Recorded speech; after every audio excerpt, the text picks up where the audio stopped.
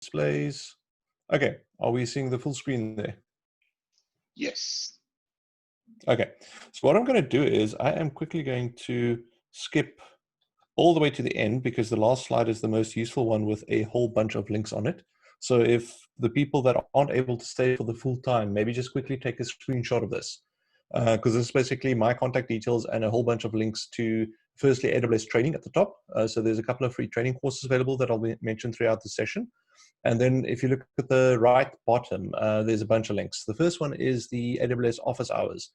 So I currently have a Twitch session every 2 weeks where you can join live and ask me questions. And I've started bringing some of my teammates into those sessions. So we'll then take the questions and answer them. And currently we have it every 2 weeks. We are working to do it once a week in the near future. The second link there, the Africa Virtual Day, is an event that's coming up on the 9th of July. It's a free event, and we're going to have 11 technical sessions in that event. So you can just go to that link to actually register for it. It's myself and my team are actually presenting a lot of hands-on technical, how to get started with, for example, containers or infrastructure as code or serverless apps, etc. Third link is the link to all the past webinars that we've done. I think we're up to, I think we're on number 18 or 19 at the moment that I'm busy doing. So you can actually access all the old webinars there as well that I've done. Then there's a link to my YouTube channel. I released my first video on Friday, and I'll be releasing a lot more soon. And then the last one is the really good one for those that didn't attend the AWS Summit that was on Wednesday this week. So the Summit is we normally have one in a lot of different cities across the world. But for those who are aware of the current COVID situation, we can't have in-person events. So we made a massive online version, and that one actually has 55 technical sessions in it. And you can still go view all of those sessions for the next 3 months for free. So if you just go to that link, you can get all of that content as well. So that's quite a lot of videos that you can watch whenever you've got some time. Cool. So I am going to jump back to the start again. Sorry, let me just check. I can't see the chat. But I'll chat to Kim. You can share that last slide with everyone if you didn't manage to get a screenshot. So, yes, here we go. Cool. Awesome. So a little bit more detail about me. So I've been a developer for at least 15 years-ish, depending on how you count, before I joined AWS. And I was actually an AWS customer for 8 years before joining AWS. And other fun thing is the image you see is the photo of my roof, and the very blurry one on the left is what you can see from Google Maps. Unfortunately, you can't really see the Space Invader. It would have been nice if you could. So what is on the agenda for today's session? Well, firstly, I'm just going to touch on our global infrastructure, just to give you an idea of what it looks like, what regions and things we have available. I'll touch a little bit on availability zones versus regions and all that, just to augment what Wally's session was about. Then I'm going to dive a little bit into security, because you need to understand how security works, but don't worry, it's a very light touch. Then I'm going to skip quite a lot of the networking I was going to do, because Wally's session covered quite a lot of it already.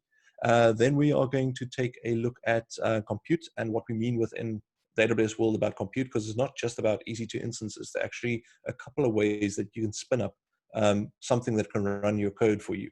And then we're going to go over and look at some of the storage options, for example, disks that you can attach, or network storage, or databases, or some additional ones that we have available there. And at the end, we're going to have some time for Q&A. So firstly, as Wally mentioned, we have currently got 24 regions globally, and we have got 67 availability zones. And we've got 3 more regions currently on the roadmap for Indonesia, Spain, and Osaka that we've announced. Then we also have 216 CloudFront POP locations. So these are CloudFront star CDN. I'll chat a little bit more about it, but it's basically we've got quite a lot of them around the world. I believe the closest one to Nigeria is Kenya, that's been announced. I don't know if it's gone live yet. Then an important thing when you start looking at regions is to understand what services are available. Because how it works is when we launch a new region, we don't have every single service running on it on the first day that it launches. We continuously deploy services there. So if you look at the link at the bottom there, that's a very useful one to always go check, is the service that you want to use available in the region where you want to deploy? So take that in account. So for example, if we look at this one, if I wanted to use Amazon Athena, we can see that it's not yet deployed in Cape Town or Milan, but it's pretty much deployed everywhere else. So just take those things into account when you think of the services that you want to consume. So just to talk a little bit about region and availability zones. So as Wally mentioned, a region is a geographic grouping of availability zones inside a certain area. So for example, around Cape Town, around Milan, around London or Ireland, etc.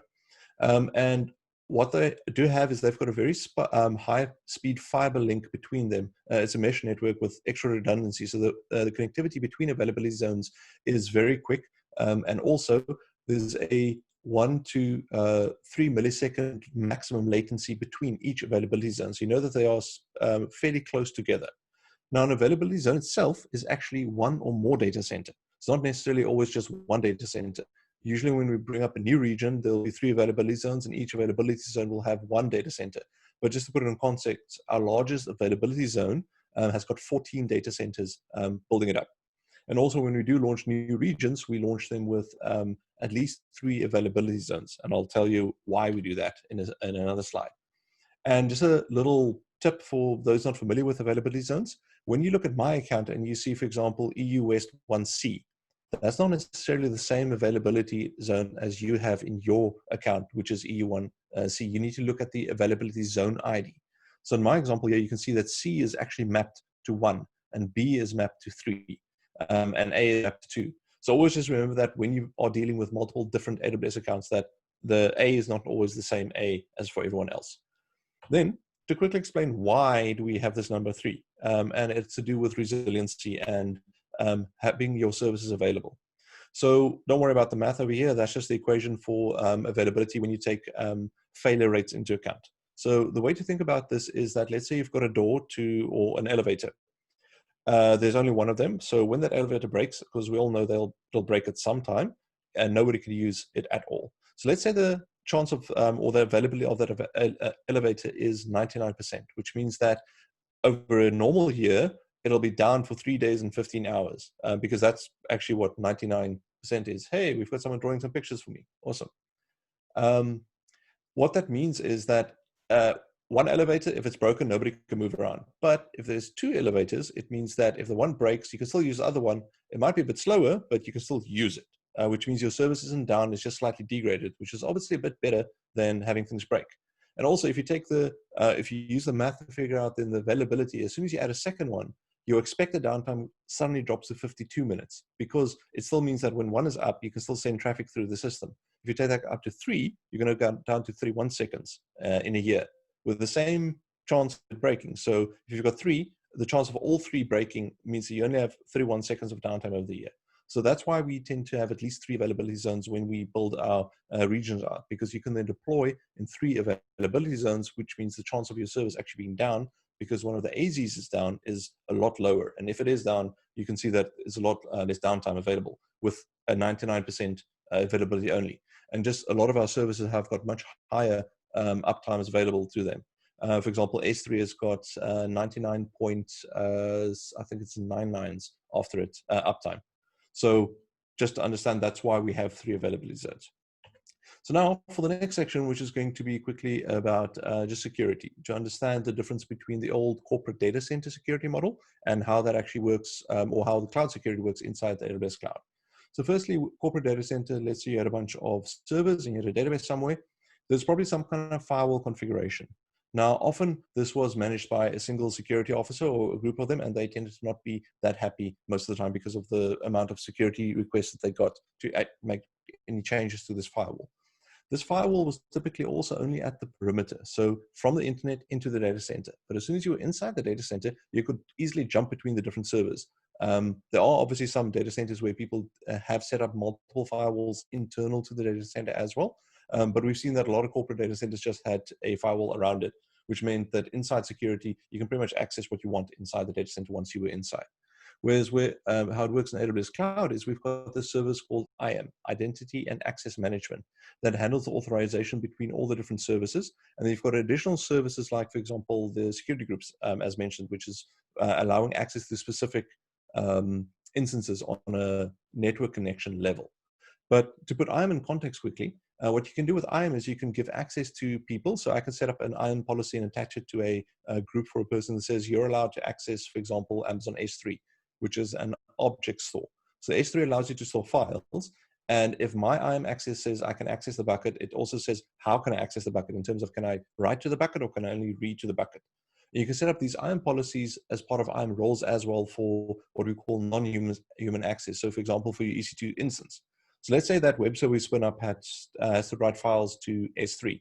We can create an IAM policy for it that says you are allowed to only write to this one bucket called web server uploads, for example, and then it's allowed to write to that bucket but nowhere else. And we can also make it so it can write, but for example, not read or change the file. So it can only upload them. And you can set up these IAM policies, very fine-grained control to access only specific resources that a specific person or specific instance, for example, needs to access it. So that's one of the biggest difference between how security works in the cloud versus with on-prem data, on-prem servers and data centers. Now, just quickly, there are quite a lot of services available to you inside AWS on the security front to help make things a lot easier. And the only one I want to highlight here is the AWS Certificate Manager, which is a service that actually allows you to issue SSL certificates for free to use inside your AWS account. So you won't be getting a SSL cert that you can download and then install on a web server somewhere else, but you can use this cert and attach it to things like load balancers or your API gateway, or for example, using AWS Amplify to host a static website. And you don't pay for the cert, it's completely free, but with the caveat that it only works within your AWS account. So that's just one of them. And now typically the question comes, okay, this is nice, lots of services. Why don't I just install my certificate myself? Well, if you look at a company like, for example, Airbnb, I'm sure a lot of people are familiar with what Airbnb does, which is rent out rooms or houses when you want to go stay somewhere. So I've got a spare bedroom and I can rent it out to someone else. And the Airbnb platform allows me to, as a host, for example, put the room on their platform. And then as a guest, you can search and see what it is, get some photos and decide if you want. And then Airbnb handles the payment and make sure that obviously if there's a dispute, they handle it. So that's Airbnb's business, what they're doing. Their business isn't to manage the database efficiently, because if you think about it, they can do whatever they want in the back with their tech. You are there to book a room. You're not there to book a room because they've got a cool database and because the database is running. So when you start thinking about the services provided by the cloud, you want to spend time building features out that want to make people use your application. You don't want to spend lots of time, for example, configuring a server or managing a database or scaling out the database, etc. So if we take it back to the SSL certificate, I know if you're familiar with SSL certificates, it might not take you a lot of time to install it, but that might still be 5 minutes to an hour or two that you spend doing this. You could have spent that hour actually building a new feature that might get you more customers and might get you more money. So that's just keep that in mind when you start looking at the services available in the cloud. So for the quick overview on networking, what I just want to touch on this one, like I said, I'm going to go over this fairly quickly given the great presentation we just had from Wally, is firstly a CIDR range, which is a classless interdomain routing. So this is where the RFC doc is, if you want to go read in it. It's sometimes interesting to read these in quite a lot of detail, but it's just for interest at the moment. So just quickly, we spoke about a VPC and we gave it an IP address of, let's say, in my case, 172.31.00/16. So for just those not familiar with that CIDR notation, what that /16 actually means is that in this IP range, I can go from IP 172.31.0.1 all the way through to 255.254 in terms of the available IP addresses. So that gives me just over 65,000 IP addresses available. So when you design your VPC, just keep in mind which type of network you need and how many IPs you will need. So for example, if you go with the 10.0.0.0/8, which I think is the biggest, you get more than 1 million IP addresses available if you need that many. And then in terms of the subnets, all I want to show you here quickly as we spoke about public and private subnets is you can see that I tend to divide my subnets either into /24, which gives me 254 hosts, or into /20, which gives me just over 4,000 hosts, depending on the type of systems I'm building. And then with the private subnets, what I like to do, what you can see over here is that if you look at the public subnets, which are the green ones, you'll see that it's, if you look at the last two numbers of the actual IP block, it's 0.0, 1.0, 2.0. So I prefer to set those to be between 0 and 99. And then for my private subnets, what I do is I set those to be between 100 and 199. And the reason for this is just that it makes it easy when you look at logs, when you see an IP address, that you know that, oh, if that second last number is under 100, I know it's a public subnet that I'm dealing with, so I know that instance can communicate directly with the internet. And if it's over 100, I know that it's not. It's not a private subnet, so that one might have access to the internet, but nothing can get to it. So it's just an easy way to actually identify the different instances. And then just quickly on the note of security groups. So what makes a security group slightly different than your traditional firewall is that when you put a security group, for example, around that web server, what you can do there is then say allow access, like we saw on the console, on a specific port. But in this, when you set up the security group, you don't specify the IP addresses of those individual web servers, because that's what makes the security group so nice. It actually handles that for you. And where this becomes useful is, for example, let's say you've got your application server in the private subnet, and now your web server needs to make a request to the application server. You can just on the application server security group say, please allow TCP port 80 from the web server security group. And it uses that security group to figure out which instance is inside it, and if that instance makes a request to that application server to give it access. You don't have to worry what the IP of the web server is or what the IP of the application server is. The security group actually takes care of that for you. So it just makes that a lot simpler. And then just on the routing request differences between public and private. If you've got a web server, for example, in a public subnet, what will happen there is when a request, let's say, comes in from the internet, it can actually go through the internet gateway and reach the web server. Similarly, the web server can make a request out through that internet gateway to the internet. So you can see that there's traffic going both ways, and that's the benefit of having something in a public subnet. But you might not want everything in a public subnet because some servers should not be accessible from the internet. So as Wally mentioned, is you can actually spin up a NAT gateway inside a public subnet. And then what happens is the application server can make a request from the inside a private subnet to that NAT gateway. The NAT gateway request is forwarded to the internet gateway, and the internet gateway request actually goes out to the internet. But you cannot route from the internet back down into that instance inside the private subnet. So just remember that that's a nice way to isolate your instances that shouldn't be. So this is, for example, your application servers, your database servers, anything that you shouldn't be connecting directly to from outside of your VPC.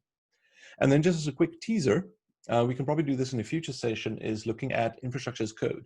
And what you actually see in front of you is a bit of code written in, I think this is in JavaScript, using the AWS CDK, which is Cloud Development Kit. So what you can see, that one line over here that says new EC2 VPC network, that will actually spin up a VPC with 3 subnets, with public and private subnets, as well as NAT gateways as well, and the route tables, and configure everything for you. And that's all you need to actually do that. But we can go over this in a future session. It's just a nice intro to that, saying if you use infrastructure as code to actually define your infrastructure, you can sometimes do things a lot quicker and a lot easier than by clicking in the console by hand, because setting up a VPC does take time, and you need to know, oh, I've got the VPC, I've got the subnet needs a routing table. The routing table needs to go either to the internet gateway or to a NAT gateway, etc., etc. But we can look at that in future.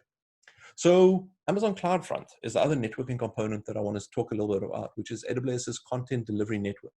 So this allows you to not only deliver, for example, data or videos or applications at the edge, so at any of those POP locations around the world, but you can also use some, add some programmability to it. So for example, you can deploy Lambda, which is a function as a service that we have, where you can write a snippet of code, which is a single function, and then actually deploy that to these CloudFront locations. So it can run very close to where the request is coming from, and actually makes it a lot quicker. And just as a quick indication there with some graphs, these are some latency reductions that we measured around different locations in the world. And you can see the drop in terms of for people in specific areas when that POP went live, and they started sending some requests that way. Okay, so that is what I wanted to cover with the compute section. Are there any questions so far?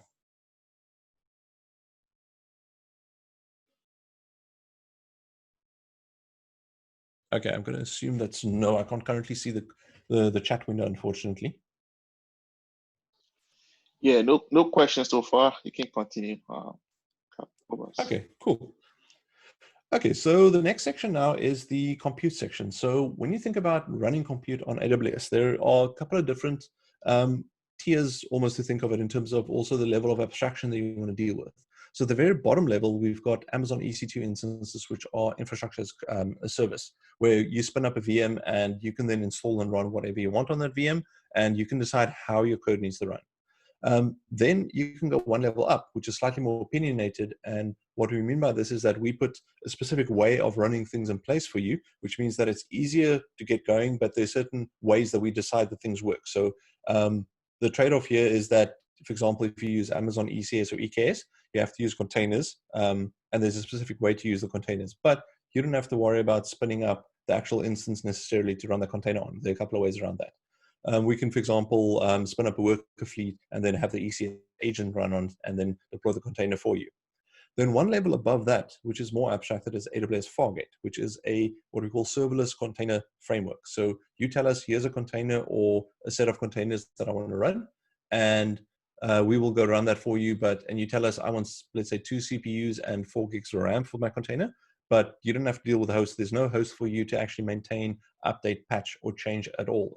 We'll take care of that for you.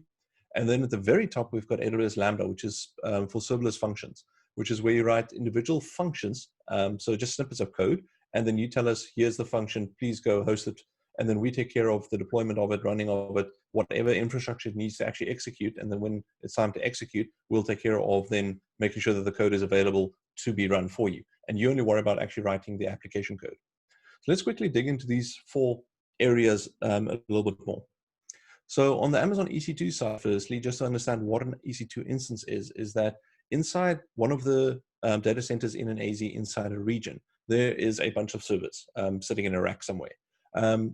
So that's the host server. Then on top of that, we have got a hypervisor running. And then that hypervisor then takes that server and splits it into smaller chunks, multiple guest VMs available. And that's what an EC2 instance is. It's a guest VM on top of one of these servers that you have access to.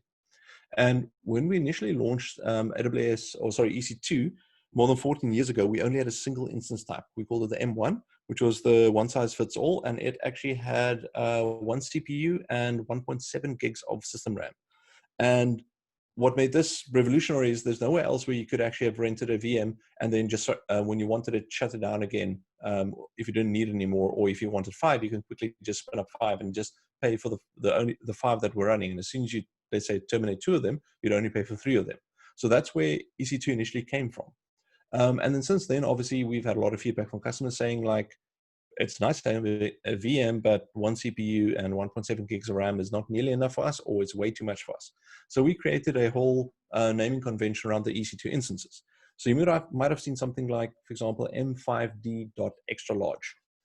And every part of that name has got a specific meaning. So the first part is the instance family, so M.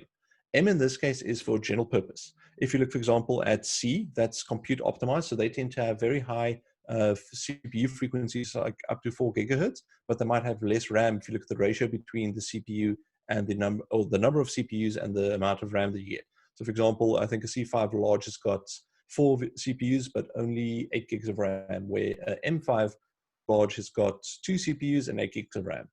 Then you get other instance type like the I instance, which has got a lot of NVE SSDs on it, which makes it a lot faster in terms of the IOPS that you get out of this device. And there's a whole host of different instance families available.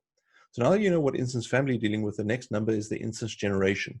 And the higher this number is, the more recently this instance type was actually released. So the 5th generation of the M5 is the second most recent. We've actually recently launched the M6G, which is for the Graviton ones.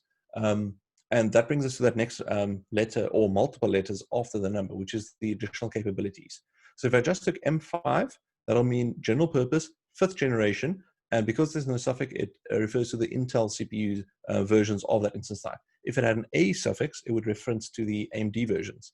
Or in the case of the D, that indicates that it's got NVE SSD storage available. And it could, for example, be a combination. So it could be 5AD, which means it's an AMD general purpose 5th generation one with NVE storage attached to it. And then the last one is just what we call t-shirt sizing of the instances. So generally, if you see, for example, large, let's say it has 2 CPUs and 4 gigs of RAM, and you see extra large, it should be twice the size. So 4 CPUs and 8 gigs of RAM. And this goes all the way up to 32XL. So just to put it in context, our smallest instance that we have is a T3 Nano, which has got a quarter of a CPU, if I remember correctly, and about 300 something megs of RAM. And then it goes all the way up to a X1E 32X large, which has got 24 terabytes of RAM and 256 cores available in it. And depending on the family you're dealing, there are even ones with more cores available if you want that, but with less memory. So then on the instance itself, there are two types of storage that you will typically deal with. The first one is called the EC2 instance storage. Now, when you think about a physical server in a rack somewhere that you get a virtual machine on, that machine probably has got some kind of hard drive attached to it. So what we do is inside EC2, we make that drive, a portion of the drive available to you if there are drives in the server, firstly, not all of them have them, which is called the instance store. So this is very fast local storage available to your instance because it's literally on the same hardware. The thing to understand here is that because it's physically on that machine, if you shut down your VM or your EC2 instance and you spin it up again half an hour later, it'll probably spin up on a different machine, which means that if you saved anything on that disk, you can't access it again because we're now on a completely different server. That drive doesn't travel with your machine. So that then obviously brings up the question, well, how do I actually move my data along with my instance? Because this doesn't sound like a fun time. I actually, the first few times I built an EC2 instance, I learned this the hard way, where it shut down for a while and then it came back on Monday and it's like everything that I did for the last week was gone. So just use the instance store if you want to use it for temporary space to, for example, extract a file or process a file or something like that. What you want to use most of the time is called an EBS volume or Elastic Block Store Volume. So this is a block storage that you access via the network effectively. So when you'll install, for example, your operating system on the EBS volume, or when you spin up an instance, it'll actually come with a pre-configured OS on an EBS volume for you. And then when you do shut down your instance, this EBS volume can be detached and reattached, or if you don't do anything, it'll actually stay associated with your EC2 instance, which means if you spin it up again, that storage is available. So this is a place where you can store data that you want to. So these EBS volumes do come in a couple of flavors. You can choose between SSD versions or the old spinning disk versions. And on the spinning disk versions, you've got SD1 and SC1. And the difference there is that you had the SD1, which is throughput optimized hard drives. So they are, if you continuously write very large files to them, they've got higher throughput than the SC1, which is the cold storage hard drives, which are fairly slow, but they're also a lot cheaper. Then on the SSD side is you've got GP2, which is general purpose 2, which is a burstable SSD drive. And that's the default for when you spin up EC2 instances. And when I say burstable, you get, depending on the size of the volume. So the larger you go, the more IOPS, the baseline of IOPS you get. But then also you can burst when you need to. So there's a certain amount of burst credits that you build up over time. So let's say you're not using the drive. You're building up these credits. And then when you do need to write through the drive or read to the drive for a period of time, you can actually use these credits to go at a much higher rate than what you currently have. But at some point, you might run out of those credits and you then drop down back to that baseline of IOPS, depending on the size of the disk. If that's not something you want and you have to have high performance drives, then you can go to the IO one family of EBS volumes, which has got dedicated IOPS. So you specify, I want, for example, 3,000 IOPS on this disk, and then you always have that available regardless of if your disk has been idling or not. So just something to keep in mind when you spin up the different drives and what characteristics you want of that. And then also with EBS volumes, you can actually create snapshots while the instance is running that you can back up to S3. So it's a very easy way to also keep backups running or make backups of whatever you had running on those instances. Because you can, for example, spin up instances, configure it, set up all your web servers, etc. And then you can snapshot that volume. And then when you spin up another instance, you can say, well, spin it up using that previous image that I just created a snapshot from. And you can spin up an exact copy of it. Or you can use this as a backup mechanism because now you can create a snapshot, let's say once a day, if that's what you want to back up. And if something goes wrong today, you can just use yesterday's copy to spin up the server and figure out what happened. Let's say there was some config that went wrong or someone made a change by hand or something. Then the next question normally is that when you start looking at the different combinations of instances, in terms of the categories, I mentioned general purpose. There's also burstable in the T family, compute intensive C family, memory intensive R family, etc. There's a whole bunch of different family types. Then there's additional capabilities like pick what CPU you want. Do you want high memory instances, etc.? And then you can add even more features to it, for example, using EBS volumes or elastic inference, which is a custom chip that actually speeds up machine learning, specifically deep learning capabilities on an instance. And what that gives you is that we've got more than 270 different instance types. And that obviously makes it difficult to figure out what instance type do I want to launch, because when I tell you, hey, listen, what resources do you need for your machine? It might not always be what you expect. Sorry, was there a question? Cool. Yeah, we got two questions. I don't know if you wanted to answer it now. So one question is, why can't you ping the router or my default gateway that connects my subnets? Those, I have to remember now exactly how the networking works, but basically those are resources that we manage and provision, and it's not something you need to interact with. And our stance is, unless there's a good reason to give access to something, we give the least possible access, so we don't allow pings to those services because we don't feel it adds any value to it. Right. Cool. And second question. I don't know if that's a question.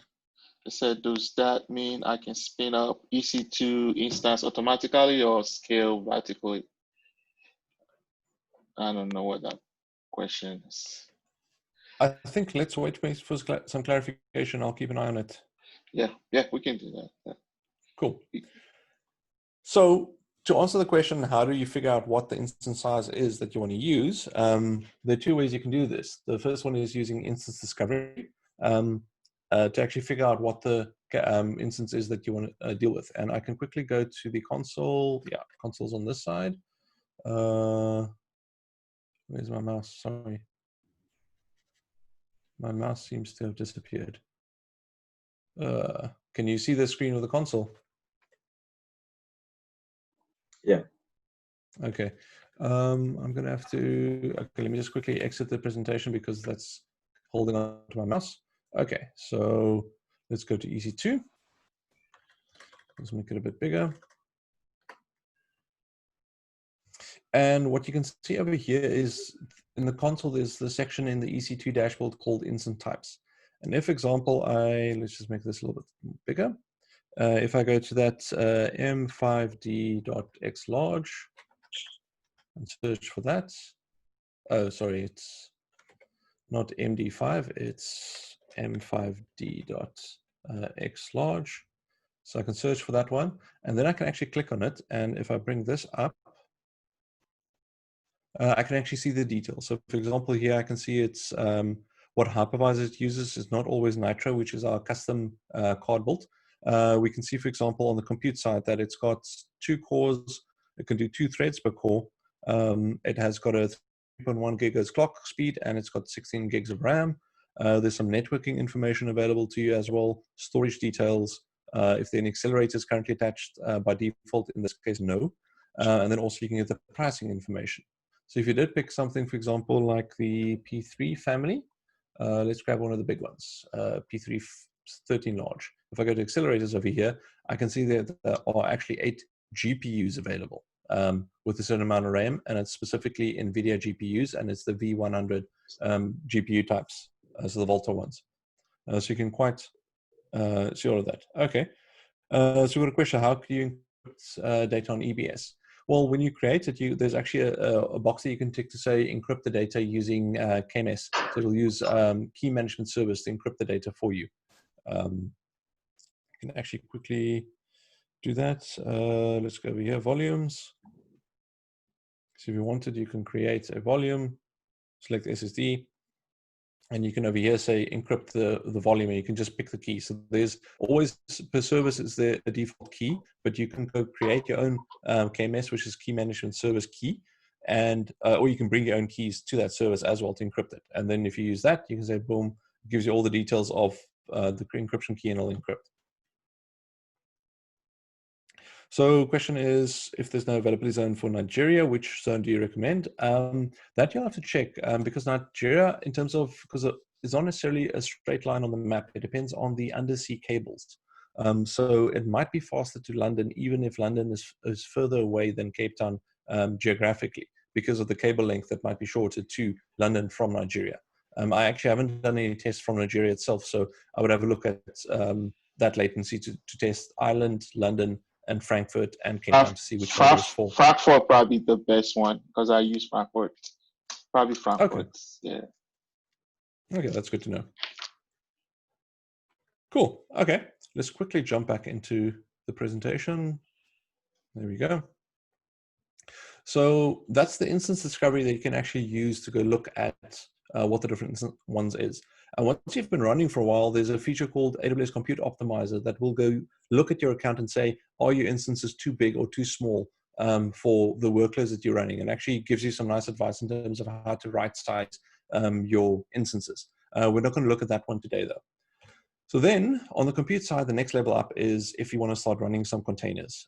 So the first thing we have to clarify here quickly for those not familiar is what is a container? And this is the official definition by Docker, which is one of the most popular container format. Well, Docker itself uses a wrapper around a standard container format, but if you talk about containers, you probably are talking about Docker containers at this point in time. It's basically a mechanism where you can package your code and all the dependencies into a single, it's effectively a zip file at the end of the day, or rather tar file. And then you can actually use that to deploy and also run your application reliably and quickly from a single, between different environments. So think of it like a shoebox where you install, for example, let's say we've got a Java app. You would install the Java runtime inside the shoebox, and you put your Java app inside the shoebox, close the lid, and then you say, take this and please go run it somewhere. And then when you run it locally, you take that shoebox and actually run the code, but the code runs inside that shoebox. And then when you run it on this production server, it's the same box or a copy of that box that you run. And once again, the code runs inside that. So it means that your host system that runs this container doesn't need to know about Java at all, because Java is contained within your shoebox that you're dealing with. So that's what a container is quickly. So there are a couple of ways that you can run containers on AWS. And the first one is Amazon ECS, or Elastic Container Service. So this is a service that we built in 2011, 2012. It came out. And it is a service that we manage. So you tell us what containers you want to run, and then you can decide how you want to run it, either using an EC2 worker fleet. So in the example you see on the screen at the moment, there's a production cluster with 3 instances and a development cluster with 3 instances. And ECS will then take care of making sure that the container is deployed to whichever cluster you specify, the number of copies of the container you want running, and also to keep it running. So for example, let's say the container stops for whatever reason, it'll spin up a new copy of it to keep it running. And it does this by using a task definition, where you can define a set of containers, anything between 1 and 10 different containers as a single task definition, along with the volume, networking, environment variable configuration for it. And you say, take this task definition and please go spin up 3 copies of this for me. And then ECS will actually take care of it. The nice part about ECS is that the control plane, as it's called, so the thing that controls running the containers, is a service we manage, and there's no cost associated with it. The only cost here is wherever you run your containers. So if you're using EC2 hosts, whatever the EC2 pricing is for those hosts to run the container, that's what you'll pay for using ECS. It's not like with Kubernetes where you have to run master nodes, where you have got, let's say, 3 in a cluster running, that you have to pay for those ones as well. And you can also run this with Fargate, which we'll get into in a little bit. And then also there's a service called ECR, or Elastic Container Registry, that you can use to store your containers once you've built them. So you built the image and you push the image to ECR, and then you can access that image to actually spin up a container. And just a quick definition here, because somebody recently actually took me on about this, is the difference between an image and a container is that you build the image, you push the image, and you pull the image. When you take that image and actually start running it so that the container itself starts running, that's when it becomes a container and it's no longer just an image, for those not familiar with the terms. So just quickly looking at what ECS looks like under the hood is that you might have a bunch of EC2 instances. And then on that EC2 instance, you've got the operating system running, you've got a Docker agent running, and an ECS agent running. So ECS will communicate with the ECS agent, and give it instructions on what containers to run, and then it'll pass those or communicate with the Docker agent to actually start and stop containers, pull containers, and do whatever you want to the containers. And then where Fargate comes in, and that's, remember when I said we can run containers without having hosts to worry about, is we take the host away and Fargate manages where those containers run. You only worry about the containers. So you tell Fargate, please take this container, give it 2 CPUs and 8 gigs of RAM and run 3 copies of it. And then Fargate will go sort out the resource in the background for you. So the benefit of Fargate is that there's no host for you to actually manage. You can't even get to the host. You can't SSH to it. You don't have to patch the operating system, etc. Because remember, if you are using EC2 to host your containers, that EC2 instance is still running an operating system. At some point, you might have to patch that operating system because there might be a vulnerability. So just keep that in mind when you think about how you want to run your containers. Then you can also use Kubernetes by using EKS, which is Elastic. It's actually Amazon Elastic Compute Service Kubernetes Service is the full name, but EKS for short.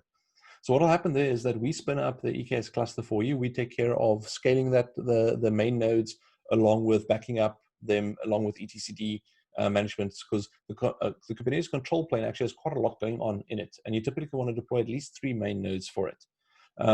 So we then run that as a service for you. There is a cost associated with running just the primary nodes, and then you can have multiple instances, for example, a worker fleet running inside the different availability zones.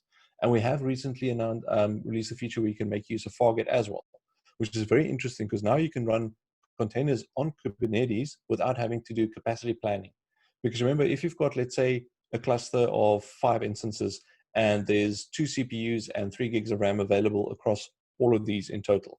If I want to go launch a service that makes use of all 2 gigs of RAM, I might not be able to launch it because while I've got 2 gigs available in the fleet, I don't have 2 gigs on a single instance available.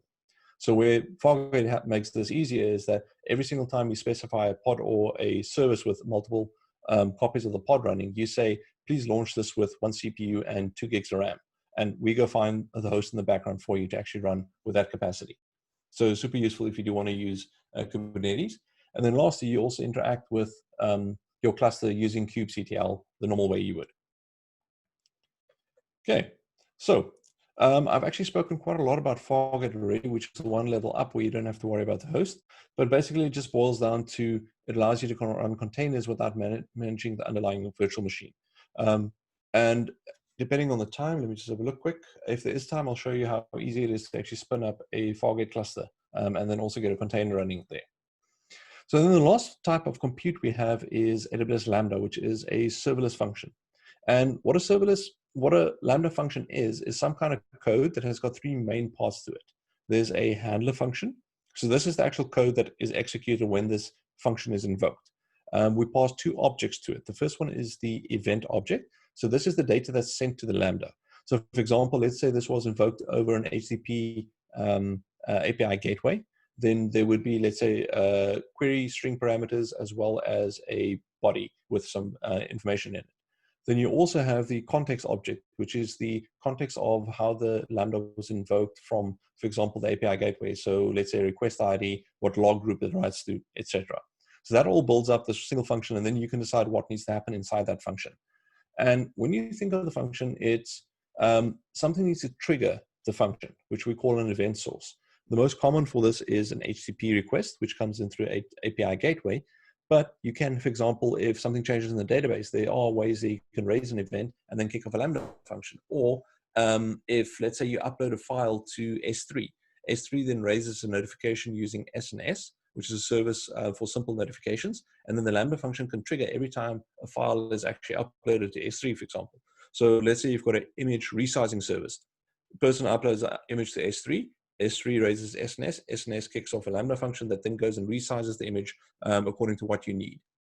And you can write your function in multiple languages. So the supported ones you can see on the screen there, Node.js, Python, Java, C#, Go, Ruby. And you can actually make use of Lambda layers to use different languages as well. If you look at the AWS blog, there's actually someone who used Lambda layers recently to enable PHP functions to be run as Lambda. So there's quite a lot you can do with Lambda functions. And one of the other big benefits of Lambda functions is that there's no running cost associated with them, in the sense that let's say I've got an API that I built with Lambdas and I'm not calling it. It doesn't cost me anything because nothing is executing. Where, for example, if I use EC2, the server is up, EC2 while it is running accrues cost. It's per second billing, but still while it's running, even if nobody's calling that API hosted on EC2, you have to pay for it. Where with Lambdas, you pay for every 100 milliseconds of invocation time. And if you think about functions, it tends to be fairly quick normally when a function executes and finishes. So we've seen a lot of companies actually build on Lambda, and by the time they hit like a $5 or $10 bill, they're actually running quite a significant workload because Lambda has got a very high free tier available. So if you do want to build a very small application, I highly recommend starting with serverless and with Lambdas and play with that first before you, for example, move over to EC2 instances. And just what it could look like, for example, if you have an API gateway to accept HTTP requests to your Lambda functions, you can have different paths on your actual API that you've built, and each one of these will point to a specific Lambda to execute. Yes? Sorry, I just heard noise. Is there a question?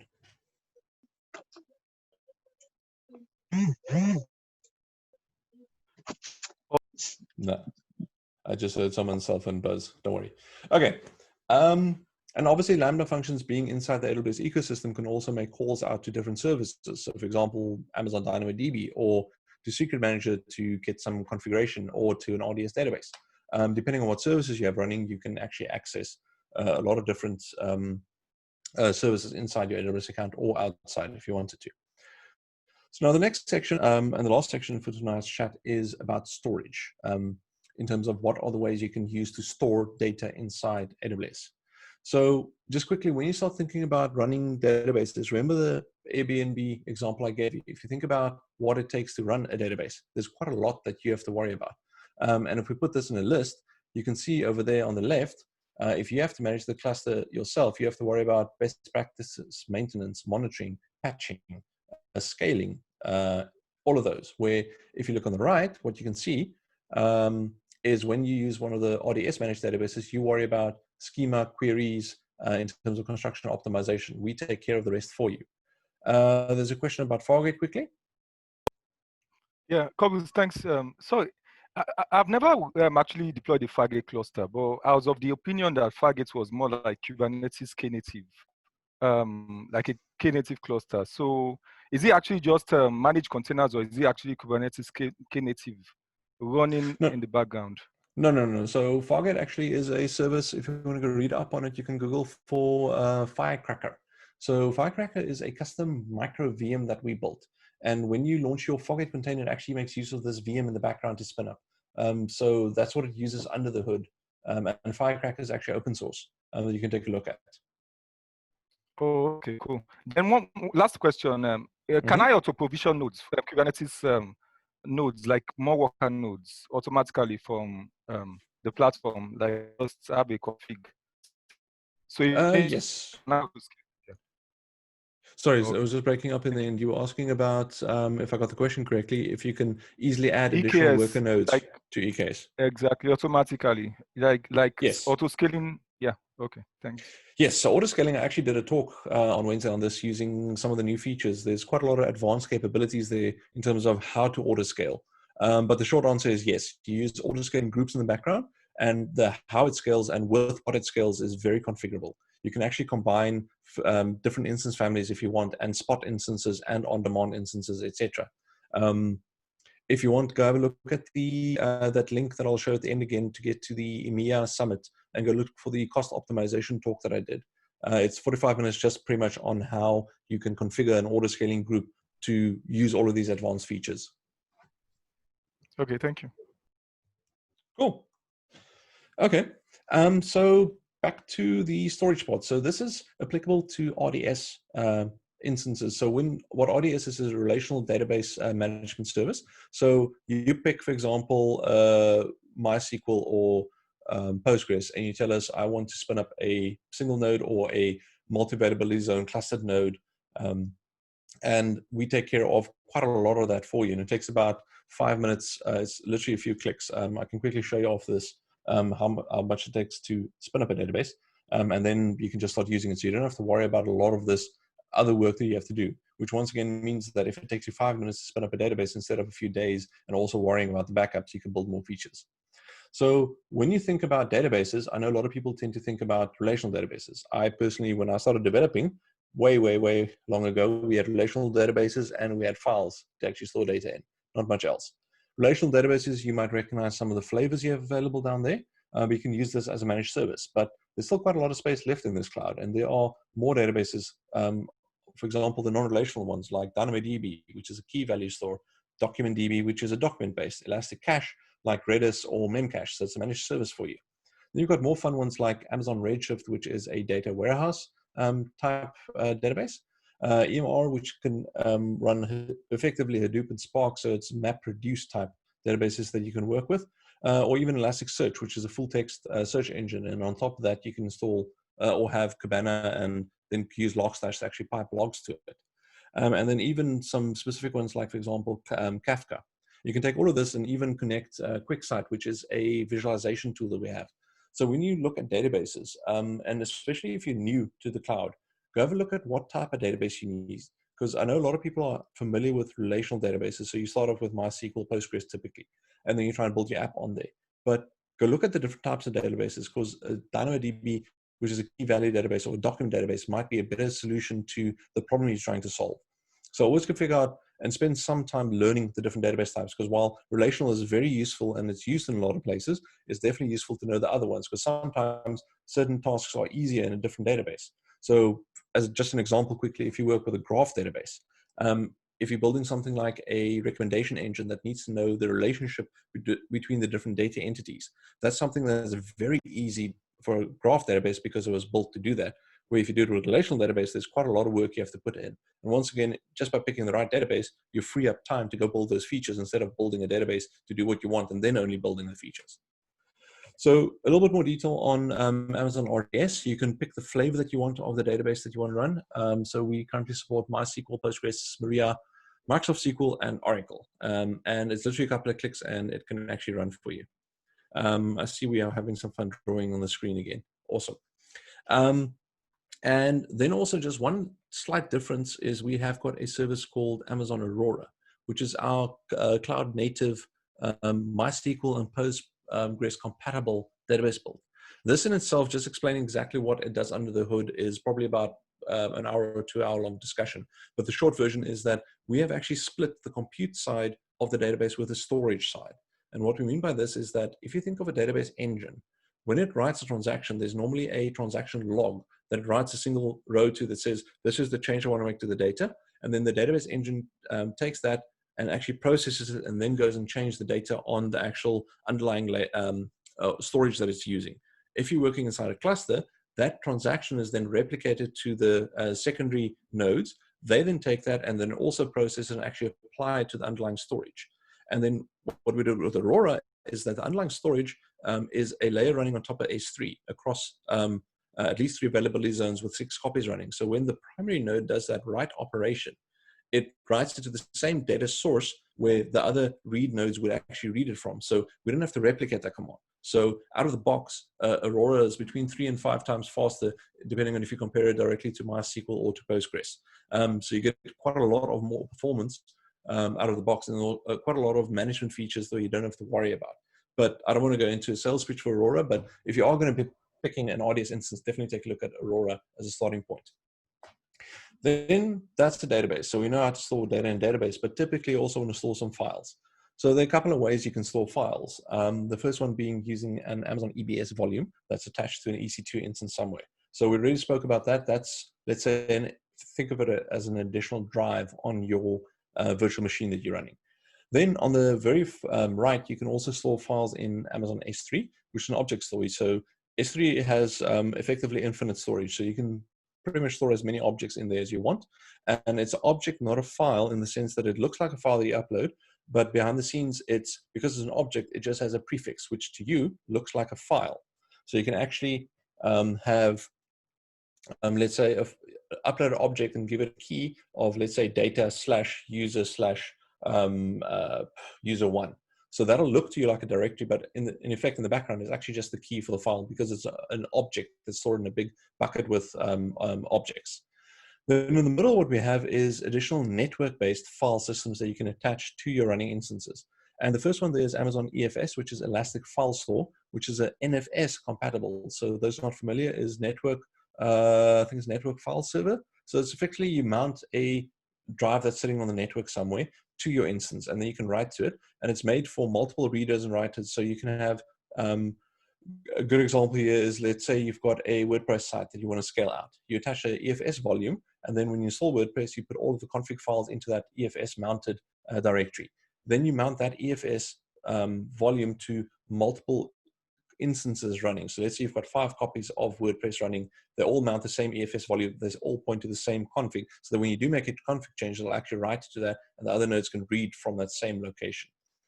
Then there's also a scalable file system called FSX that we've built, and we expose that in 2 flavors. The first one is for Windows File Server, and the other one is as a Lustre compatible cluster. I'm not going to go into too much detail. That's if you need a clustered file system for whatever reason that you're building. So you have that available. Just quickly, a little bit more detail on S3. It's pretty much if you want to store data, this is, and especially files, this is a great way to do it because it's very, very cheap. And by very cheap, I mean in the US East 1 zone, it's 2.3 US cents per gigabyte per month to store data in there. And that's with a normal storage. There are other options like infrequent access and Glacier. So it's got a tiered level of access in terms of how frequently you want to access your files and make it even cheaper. So for example, Glacier is super useful if you need to store data for a long time, but you're not going to be accessing it frequently. So let's say backups that you have to do and keep for 5 years because of compliance reasons. Glacier is perfect for that because you upload it to S3, and then you can actually set lifecycle policies inside S3 to automatically move the file after it's been inside a bucket for, let's say, 90 days or whatever your requirement is. And then it can automatically move it to the lowest tier, storage tier for you in terms of cost. So it can move it over to Glacier for you. You can also set up, for example, replications between different regions, because the S3 bucket lives inside a specific region. So let's say London.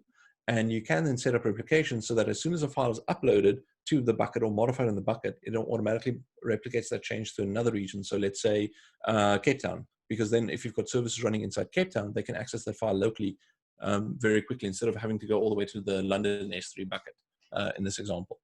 I think I covered most of what EFS is in terms of a network storage.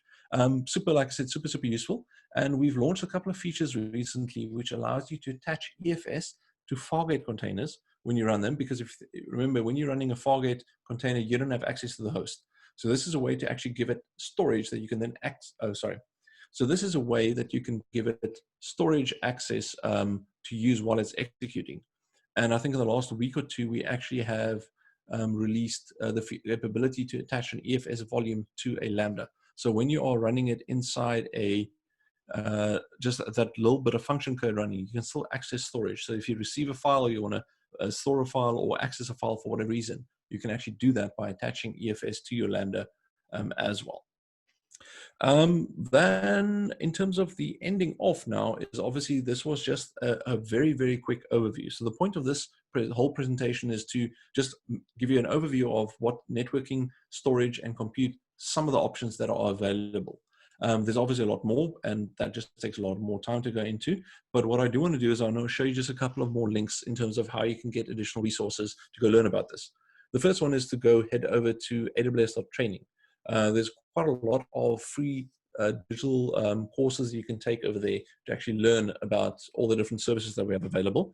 Then if you are interested in databases, we have got a specific site with a lot of different database training available. And there's also, for those not familiar, we have got certification that you can take. So it starts off with the Cloud Associate, the Cloud Practitioner. And then one level up, there's the Associate level, which comes in the Solution Architect and Developer and sysadmin or sysops version. And then there's the professional tier as well as specialty ones, like, for example, big data or security or machine learning that you can take. There's also some specific networking training that you can take, because the bit in the VPC that we saw was just a portion of what you can do with the VPC. There's quite a lot more with networking, like transit gateways and storage gateways, just to name some, VPNs, etc. Quick pause for a question. Advantage of serverless computing over virtual machines. Okay, so this is quite a long answer to the question. The first one is that so when you are building a service or an application using serverless, you are writing these individual functions and then you combine them together into a whole application. So the first benefit is cost. Like I mentioned, is this, when the function executes, you only pay for the time that it's running. When it's not being called, you're not paying for it. So that's the one part. The second part is you can actually run these Lambda functions outside of a VPC. So when you start off and you don't have a too complex application, you can probably get away with building Lambdas outside of the VPC. So you don't have to worry too much about how the networking works, because networking is sometimes an advanced topic for people. And especially if you're new to programming, it's like you're trying to learn a coding language. And then it's like all these networking concepts that you have to learn as well, which might make it a bit harder to figure out if something goes wrong, where the mistake is. Also with serverless, it does, once again, there's a big caveat around your architecture, but if you say that it tends to be easier to scale, that is fairly accurate because you can run up to 1,000 concurrent invocations of your Lambda function by default. So let's say you get 1,000 requests coming in, you can actually run all of those in parallel by default. Whether or not your database is able to handle that many requests, if your function calls the database, is a completely different question. But that's one of the things. So like I said, it's like there's a lot less moving parts, I think, and also the cost aspect to get started with. And also it scales by default a bit easier than I would say if you have to start spinning up multiple instances, learn about load balancers, how do the load balancer requests work, etc. in terms of getting started. Does that help?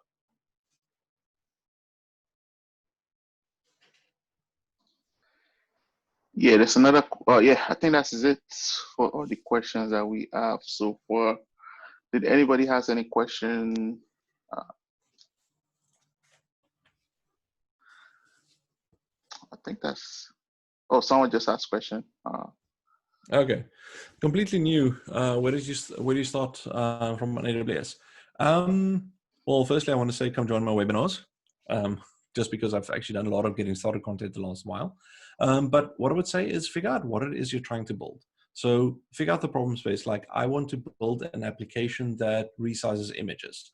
That's a good example because it means you have to build some kind of API or website to take the request, do some kind of computation where you run some kind of code that resizes the image, and then also deals with files where you have to store the images, and maybe a database where you want to store some metadata so that you can understand. And then it's a case of go look for videos that help you get started. So for example, if you go to YouTube and you start searching for EC2 app beginner guide, you'll probably find a whole bunch of videos that'll help you with that.